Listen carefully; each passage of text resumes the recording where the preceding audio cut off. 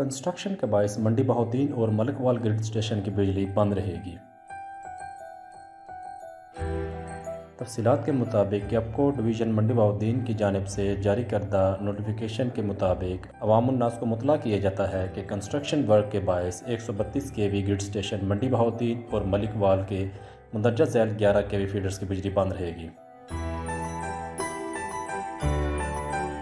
जिसके मुताबिक 19, 24 और 29 मई को सुबह 9 बजे से लेकर दिन 3 बजे तक मंडी बहाउद्दीन के 11 kV feeders, complex feeder, crystal feeder, city Mandi Bahauddin feeder और वासु फीडर की बिजली बंद रहेगी। जबकि 24 और 29 मई को सुबह 9 बजे से लेकर दोपहर 3 बजे तक मंडी बहाउद्दीन के आला और शुमारी फीडर की बिजली भी बंद रहेगी।